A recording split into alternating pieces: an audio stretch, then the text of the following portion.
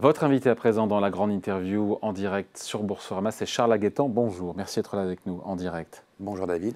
Vice-président de l'EBA, l'European Business Aviation Association. Pourquoi est-ce qu'on voulait vous avoir aujourd'hui en direct? Parce que, déjà je rappelle que c'est l'association, l'EBA, qui représente tous les acteurs de l'aviation d'affaires. Vous revenez parce que le salon donc, de l'aviation d'affaires, fameux salon donc, de Genève, qui s'est tenu jusqu'à aujourd'hui.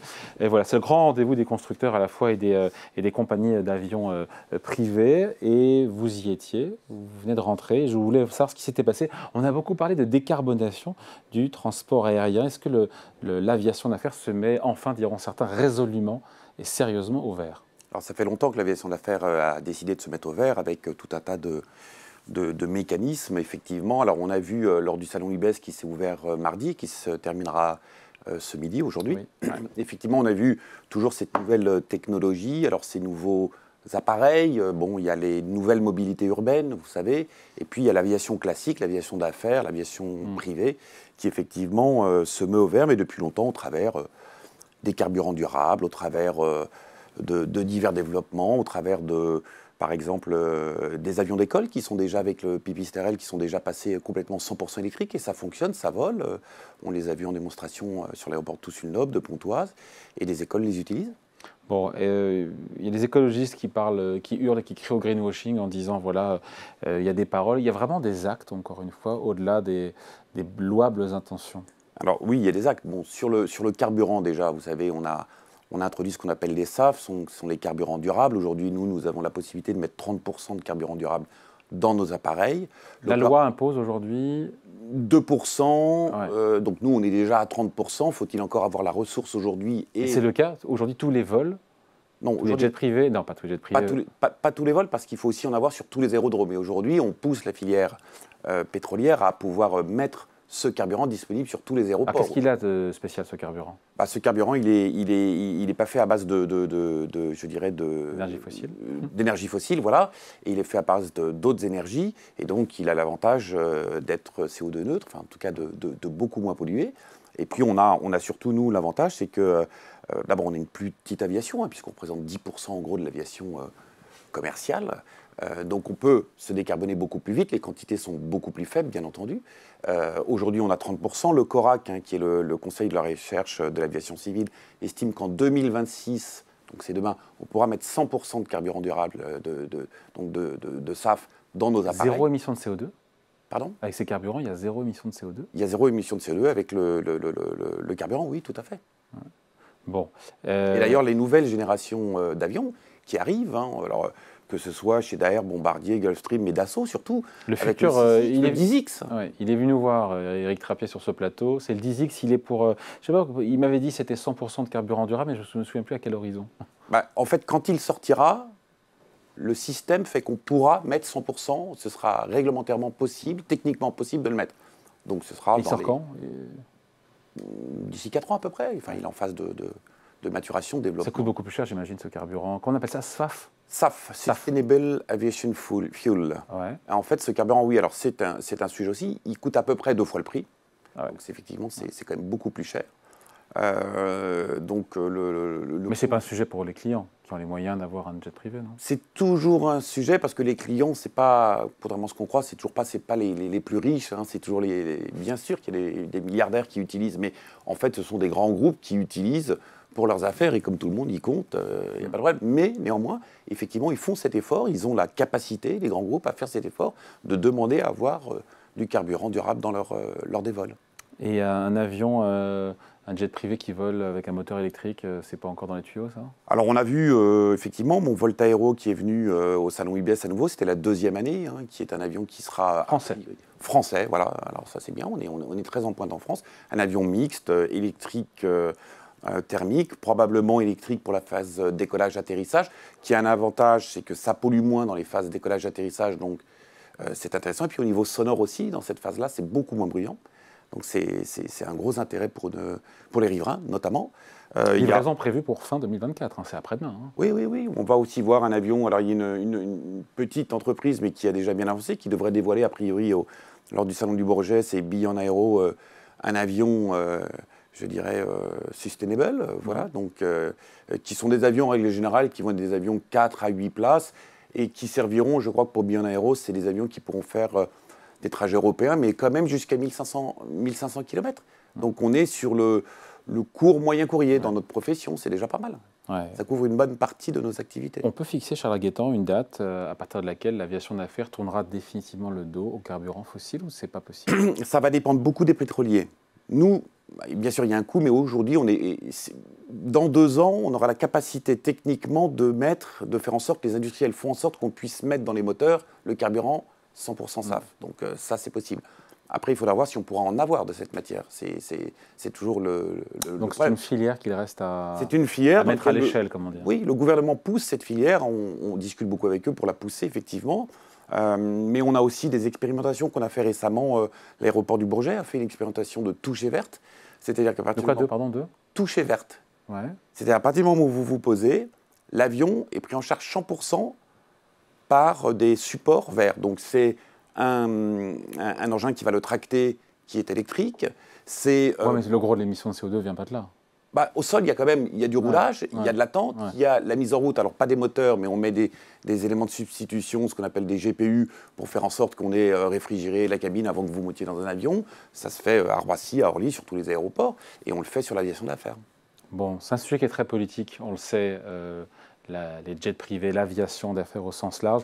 On a un gouvernement, Charles Guettan, qui veut alourdir la taxation des jets qui sont loués avec une éco-contribution pour l'aviation d'affaires qui sera revue en hausse en 2024. Est-ce que vous savez à quelle sauce vous serez mangé? De combien est-ce que ce sera? Alors, on ne sait jamais à quelle sauce on est mangé. On discute avec le gouvernement. On a cru comprendre qu'il y aurait une taxation sur le billet qui serait mise en place. Nous, effectivement, la profession, le BA France, pousse pour qu'il y ait une taxation d'abord qui soit homogène en Europe. Ce ne sont pas seulement les Français qui la payent, et que donc ce soit les entreprises françaises qui souffrent le plus, aéronautique. Donc ça, c'est la première chose. On a déjà eu, début 2023, le gouvernement a mis une taxation sur le carburant, ce qu'on appelle la TICPE. Donc aujourd'hui, le carburant sur les vols commerciaux privés a été augmenté, et donc on est au niveau du routier, si vous voulez. Aujourd'hui, le carburant des jets privés est au même prix que celui des voitures? Aujourd'hui, sur une partie de nos activités, oui, le carburant a été augmenté. Sur une partie laquelle? C'est la partie privée, comme ils disent. Ouais. Privée, c'était ça qui était le plus critique. Et donc, ils nous ont demandé de faire cet effort, de voir avec nos clients. Et donc, effectivement, le prix a été quasiment doublé, en fait. Ouais. Et c'est ce qui explique que le transport en jet privé, qu'il ait connu une baisse d'activité de 10% sur ces 6 derniers mois. C'est ça qui l'explique. Si ça a moins le vent en poupe, parce que voilà, il y a ce flight shaming, il y a cette prise de conscience aussi environnementale, et puis le bashing, et puis peut-être le contre-coup du Covid aussi, où il y a eu... Voilà. Alors déjà, nous, ce qu'on souhaiterait, c'est que quand la profession est taxée, que cette taxe revienne pour la décarbonation de la profession. Puisqu'aujourd'hui, le problème, c'est que souvent, ça va aller, en l'occurrence, pour le train, pour le rail. Donc là, on estime que si on taxe notre industrie, notre profession, c'est pour qu'après, on puisse décarboner plus vite notre profession. Ouais. Ça, c'est un point qui est important. Alors effectivement, il y a une baisse d'activité. Pourquoi? Parce que en fait, il faut savoir que depuis 2007, l'aviation d'affaires est stable, depuis 2007.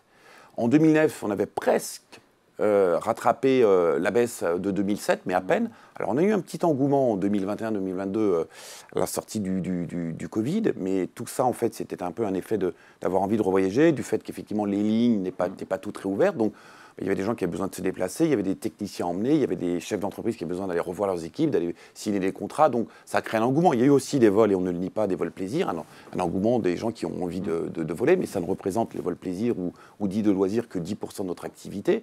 Après, on a 10-15% d'activité sanitaire, transport d'organes, rapatriement. Récemment, nous avons rapatrié des compatriotes qui ont été libérés, donc c'est une activité. Et puis effectivement, l'aviation d'affaires pure pour le commerce, à peu près 70-80%. Et justement, vous estimez, Charles Guettan, que l'aviation d'affaires, elle est caricaturée, et que finalement, pour beaucoup de gens, ce sont des stars du ballon rond ou des milliardaires qui prennent un jet pour aller faire leurs courses Alors oui, j'aime à dire souvent, c'est une aviation que je ne connais pas. Oui, ça existe, c'est ultra marginal, et souvent on a tendance à dire, alors on cite les noms de grands patrons français qui ont un avion, mais ce n'est pas eux qui ont un avion, c'est le groupe qui a un avion pour le déplacement des collaborateurs. Eux, on les voit très honnêtement quasiment jamais dans l'avion. Enfin, en tout cas, peut-être moins de 10% du temps. Ce n'est pas eux qui voyagent principalement. C'est les principaux collaborateurs, c'est des techniciens, comme pour le groupe Michelin, par exemple, qui acheminent des techniciens sur leur site de production en Europe. D'autant qu'ils partent de Clermont, pour le coup. Ils partent de Clermont, donc effectivement, ils ont besoin d'intervenir. Ils partent le matin, ils rentrent le soir.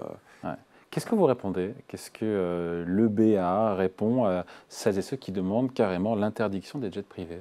Alors, moi, j'aime à dire que l'interdiction, je reprends souvent on n'éduque pas nos enfants en interdisant, on leur explique ce qui est bien, ce qui n'est pas bien et qu'est-ce qu'il faudrait faire pour aller mieux. Et donc, d'ailleurs, on a eu encore récemment, au Salon IBES, une intervention des activistes, une centaine de personnes qui ont bloqué l'aéroport de Genève pendant 1h15. Nous, on dit à tous ces gens-là, venez nous voir, discutons. Bien entendu, si on est dans un but de faire avancer notre industrie, essayons un petit peu de la recadrer s'il le faut sur une partie de notre activité. Mais il ne faut pas l'interdire, bien sûr. Il faut juste la faire progresser, la faire décarboner plus vite. On a besoin de cette industrie. Puis en plus, je dis toujours, si jamais, en France, qui sommes quand même les premiers constructeurs mondiaux aéronautiques, avec Airbus, Daher, Dassault, enfin tout ça, Safran, le motoriste, qu'est-ce qu'on va faire? On va tuer la filière industrielle aéronautique française, puis on aura en fait demain des avions américains, chinois. Parce qu'il y aura toujours de l'aviation. On a besoin de l'aviation. Après, c'est un chiffre que vous sortez souvent, 80% des vols privés en France sont à vocation professionnelle.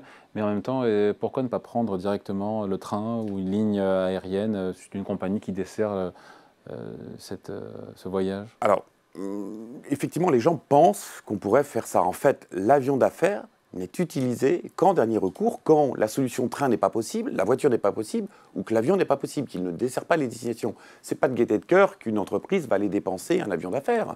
Je veux dire, c'est parce qu'il y a une justification réelle. Mais encore une fois, les entreprises, ce n'est qu'un moyen complémentaire. Et c'est le plus petit, je dirais, moyen de transport qu'ils utilisent.